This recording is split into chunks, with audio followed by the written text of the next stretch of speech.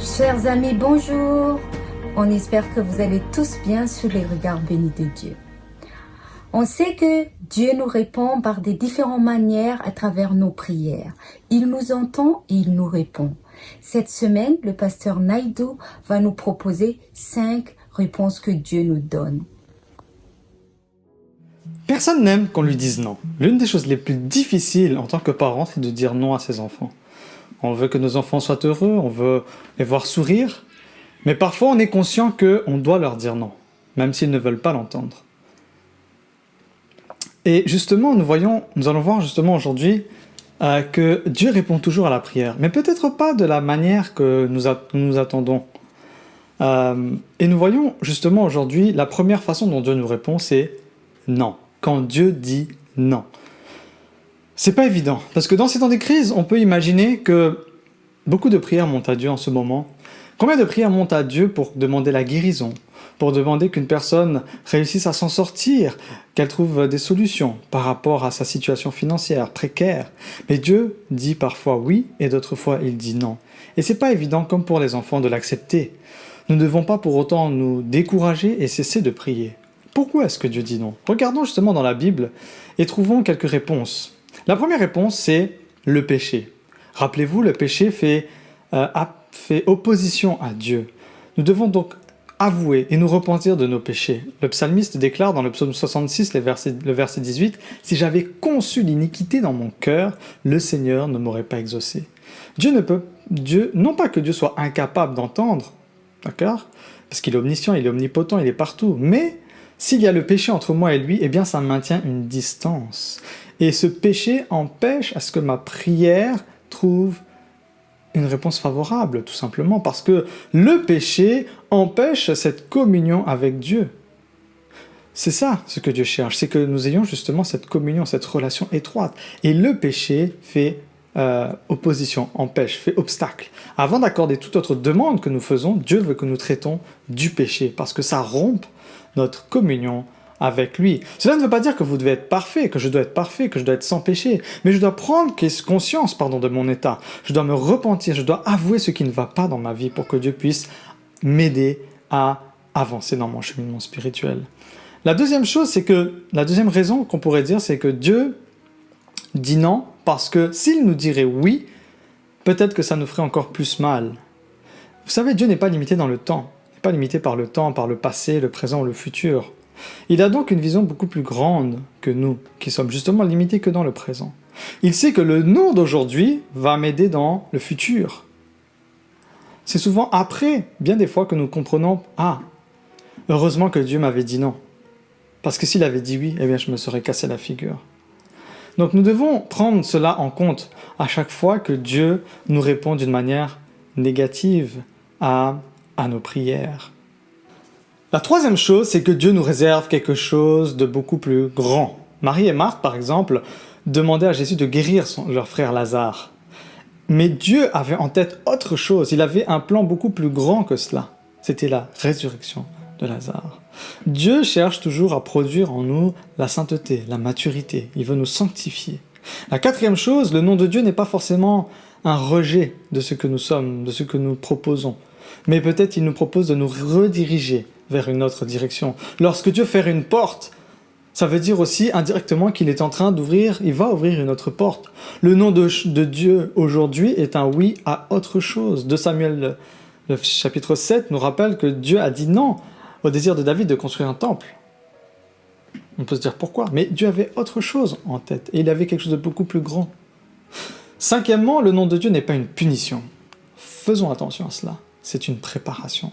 Romains 5, les versets 2 à 5 nous rappellent que justement, que la souffrance produit la persévérance, le caractère, et le caractère, l'espérance. Et il développe cette persévérance, ce caractère, cet espoir, pour que nous nous fassions davantage confiance dans la prière. La prière et la guerre spirituelle sont des moyens de nous préparer à cette rencontre. Sixièmement, le nom de Dieu ouvre la porte aussi à une aventure. Rappelez-vous de cet épisode dans 1 Roi, le chapitre 19, où Élie a prié le Seigneur pour qu'il meure.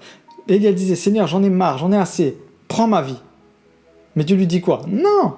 Pourquoi ?» Et on voit plus tard dans 2 Rois 2, les versets 11, Dieu avait prévu quelque chose pour lui. Ce char de feu pour l'emmener et vivre l'éternellement avec lui. Vous voyez, donc Dieu est un Dieu qui sait ce qu'il fait. Il est un Dieu aimant et il est aux commandes. Gardez cela en tête toujours. Dieu répond à vos prières dans 2 manières différentes. Ce qu'il cherche, c'est prendre soin de vous et deuxièmement, vous protéger. Toujours. Posez-vous cette question. Dieu me dit non, pourquoi ? Parce que peut-être ce que je demande, je n'en ai pas besoin. Peut-être ce que je demande ne me protégera pas. Nous devons nous demander pourquoi il nous dit non. Cela ne veut pas dire qu'il ne nous entend pas. Ça ne veut pas dire qu'il est sourd à nos cris, qu'il est sourd à nos désirs. Mais peut-être que nous ne comprenons pas son but. Nous ne comprenons pas là où il veut nous emmener. Dieu nous façonne. Et il nous façonne pour quelque chose de beaucoup plus grand, comme on l'a dit. Beaucoup plus grand que tu ne peux l'imaginer. Aujourd'hui, on se contente peut-être d'une vie facile, mais Dieu, il a quelque chose de divinement puissant pour toi et moi. Le plan de Dieu pour toi nous dépasse de vraiment très loin. Il y a cette histoire que j'aime bien. Cette histoire de Ferdinand qui nous raconte justement l'histoire d'un taureau. Je suis désolé, Nina. Ferdinand ne viendra pas au festival cette année. Ce taureau qui avait l'habitude donc d'aller au festival des fleurs chaque année, C'est vrai, mais ce n'est plus un petit veau. mais qui cette fois-ci a une réponse Alors j'y vais négative. pas non plus. Écoute, chérie, c'est pour son bien. Mais papa, c'est juste Ferdinand. Sauf qu'en dehors de cette ferme, ils ne le connaissent pas comme nous.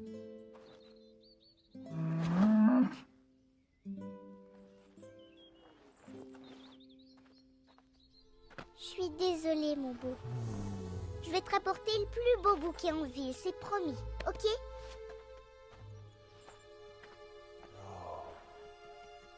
Eh, fais pas cette tête, Ferdi. De toute façon, les fleurs, c'est surfait. Ah, même si on me payait, j'irais pas à ce festival. Hé, on peut emmener Paco, ce serait amusant. J'imagine. Paco est pas content en ce moment. Pas content du tout. Et nous voyons que dans la suite de l'histoire, le fait qu'il ait reçu un non Ça n'a négatif, aucun sens. qui était pour son Je bien, suis plus juste un petit veau. Et alors? Il y en ne a sera plus pas à aimer. forcément accepté par D'ailleurs, Ferdinand une ce grosse tour. bête, c'est bien plus pratique. Tant pis, j'y vais. Non, je peux pas. Juan a dit non. Juan a dit non, je reste ici, c'est réglé. Mais Nina va être misérable sans moi. Elle a besoin de moi. Mais y aller rester, y aller rester, y aller rester. Je fais quoi? Ah! Si cet orange n'est pas tombé quand j'aurai compté jusqu'à 3, alors j'y vais. 1. Si cette pierre est encore là au moment où j'aurai... Peux-tu bien me dire pourquoi t'as besoin de ça?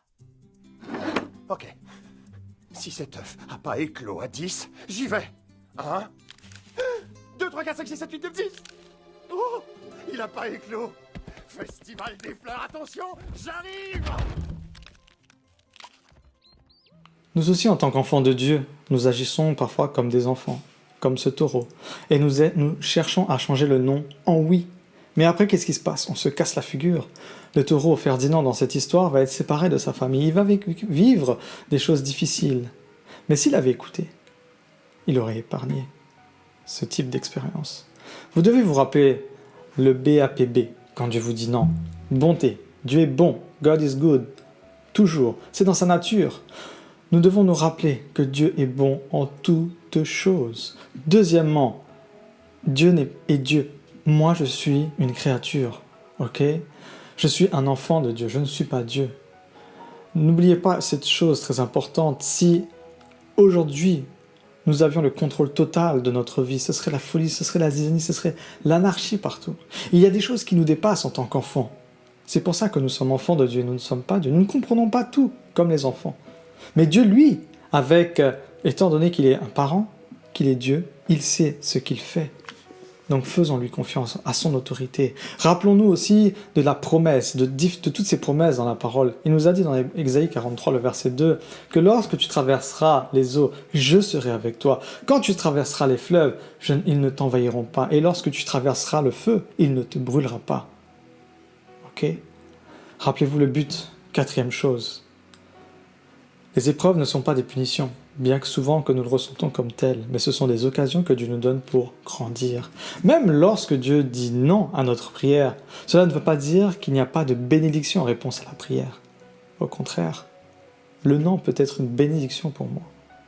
Le non, c'est une réponse. Dieu t'a entendu et t'a répondu. Dieu ne reste pas inactif suite à ta prière. Rappelle-toi ce texte dans Matthieu 7, le verset 11, où il dit ceci, je cite Matthieu 7, le verset 11. Je prends la deuxième partie. À combien plus forte raison votre Père qui est dans les cieux donnera-t-il de bonnes choses à ceux qui lui demandent. Dieu nous promet de nous donner de bonnes choses à nous, enfants de Dieu, lorsque nous le demandons. Okay?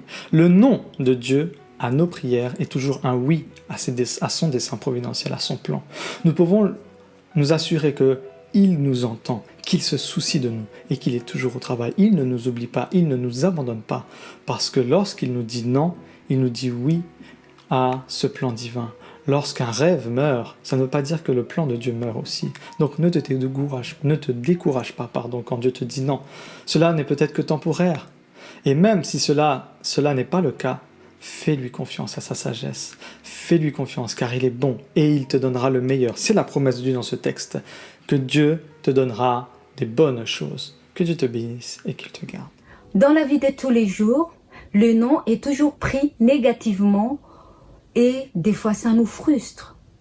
Mais quand Dieu répond non à nos prières, c'est la meilleure réponse pour moi, pour toi, pour chacun d'entre nous. Ma prière pour nous ce matin, c'est que nous puissions, à travers l'Esprit Saint, accepter ce non de Dieu pour une meilleure avenir.